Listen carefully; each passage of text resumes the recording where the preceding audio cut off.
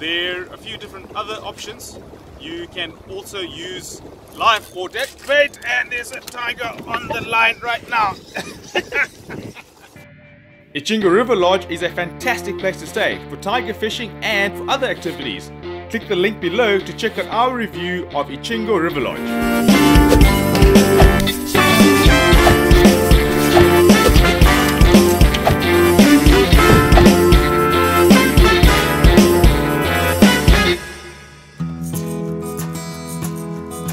We were up early every morning to go fishing. With some nice hot coffee, tea and some rust, we were on the water at sunrise. The best times to fish are early in the morning at sunrise and later in the afternoon close to sunset.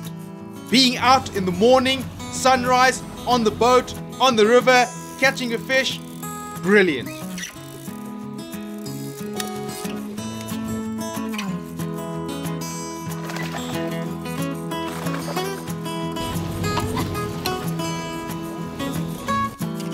Good one. This is a good one. That's it.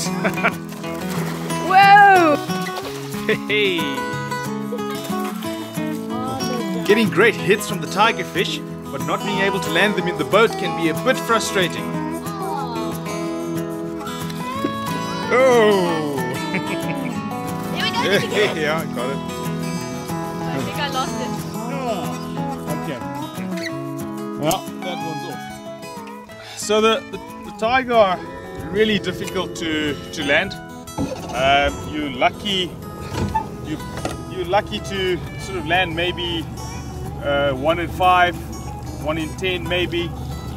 Really depends on how I think lucky you are with respect to actually hooking it really well. The mouth parts of the tiger are fairly solid inside, and so it's not easy to hook them. They're also really fast swimming fish, and they will tend to jump and then throw your bait. So yeah, that was a good example of the sort of excitement of hooking one, but unfortunately not being able to bring it through onto the boat. When you finally do start landing fish, it's really fantastic. It's a great reward and it's well worth all the effort and all the patience.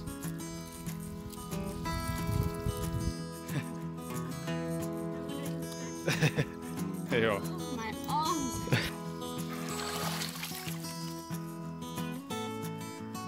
Yeah. Hey! There we go. Oh! Yes! That's it. We're out here tiger fishing. We've just caught a relatively small tiger, probably about a kilogram, maybe a little bit more. And as I was pulling it in, it's been mauled by a much bigger tiger. So there are some monsters out here on the river, and hopefully we can get one of those that took a chunk out of the small one. The knowledge and skill level of the guides is amazing. They know everything about the environment, the birds, the fish, and of course, fishing. Tackle wise, essential stuff. Very important to have a really good rod. This is about a 7-foot rod that's rated for up to 30-pound line and about a 40-gram lure, 1-ounce lure. Essential to have quite a stiff rod that's able to manage the fish, because these tigers are real monsters and you want something that can handle that. Next up is the reel. I prefer Shimano. There are many good makes of reel out there.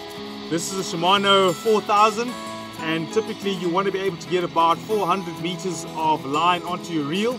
If you catch a really big fish, they could take out as much as 100-200 meters. And typically if you're drifting or you're running bait that's way out, say 100 meters out, then you want to have that extra line there to be able to fight that fish until it's tired and bring it in. Having the right line is really essential. I prefer braided line rated to 40 pounds.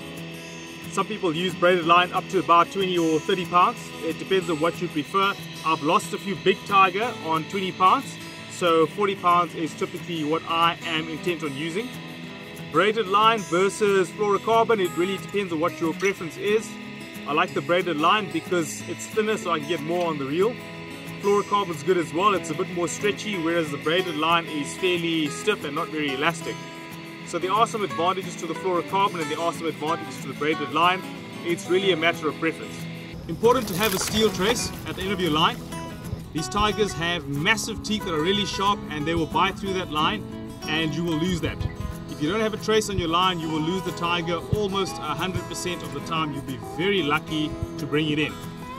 Piano wire is the preferred type of steel trace to use, but there are many that you can buy. Some of them are made up already for you, which is quite convenient. I prefer to make mine my own. Anything between 20 and about 50 centimeters is typically just what you need. The guides are great at setting up the tackle to make sure that you have the best chance of landing those tiger fish. What we're using today is a fairly deep running Rapala that looks something like this. The color is quite interesting. This is what's called fire tiger, and you get many different types of lures that come in this sort of configuration with orange, yellow, green and black stripes. And you would think that that probably wouldn't look very appealing to a fish, but this actually works really well, and this is the killer lure. So if you're not sure what to do, hand it over to the guide and let him sort you out and get you rigged up and ready to go. So that's an example of a copper spoon. This is the #1 bait to use on the Zambezi. You can use this almost any time of year. If you happen to travel to tiger fish and you forget everything else and you remember this particular lure, you may be successful. This is an amazing place to be, and it's part of wild Africa. So you need to know about some of the dangers of being on the river and in this area in general. When you're on the river, watch out for hippos and watch out for crocodiles. Although hippos are herbivores, they are one of the most dangerous animals in Africa. There are lots of crocodiles in the Zambezi and in the large rivers that flow into it, like the Chobe River. Crocodiles are stealthy and you may not know that they're there, so keep all your limbs inside the boat at all times. There is a chance of getting malaria in this part of the Zambezi, so make sure you take your malaria prophylactics when you're here. The Zambezi Valley is well inside the tropics, so it can get really hot, as much as 40 degrees Celsius, which is about 104 Fahrenheit. So it's essential to stay hydrated. It's also really important to have a good sunscreen, especially if you're not used to the African sun. First catch of the day, first sip of the day. Cheers. Tiger fish are beautiful silver fish, black stripes down the sides, red fins and fiery red tails. Yep.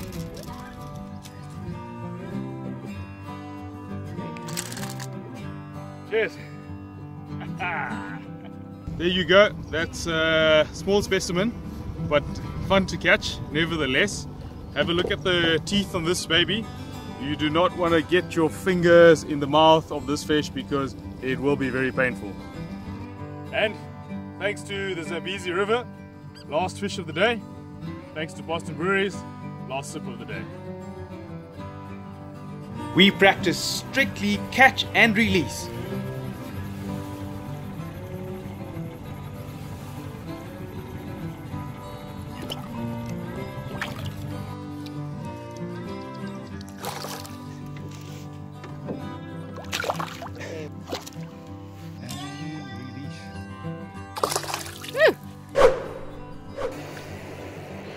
Tiger fishing makes for some of the most exciting freshwater game fishing.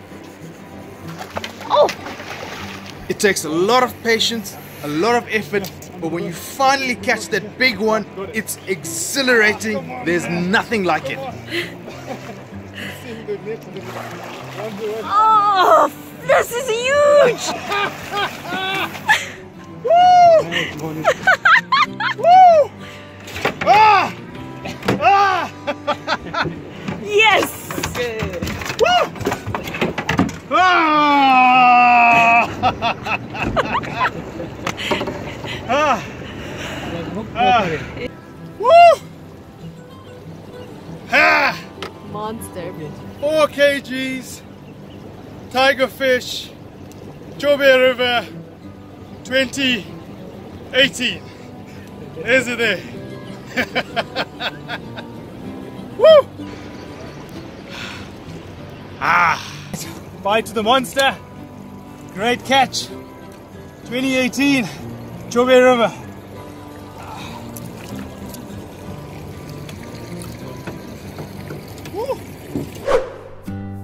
Thanks to the guys at Marvin Fly Fishing, I got the chance to do a little bit of fly fishing for one day. They supplied all the tackle. For a bit more on fly fishing, click the link below and have a look at my review on fly fishing at Klifsicht. There's also a link to Marvin Ghana's website. So, decided to give fly fishing a try with the tiger fish. Second cast, and this little baby on the hook. It's fantastic. Well, one more tiger. It's been a fantastic trip. We've caught a multitude of fish. One or two decent sized ones, quite a few small ones, and of course a massive one in the rapids yesterday that I'm very happy with. It's been a very successful trip, and Zambezi Chobe tiger fishing, highly recommended.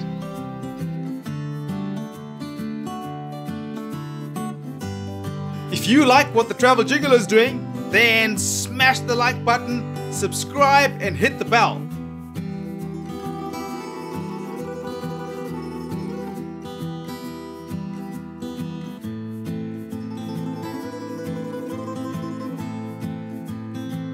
Thank you to sponsors Boston Breweries. Remember to drink responsibly. Not for sale to persons under the age of 18.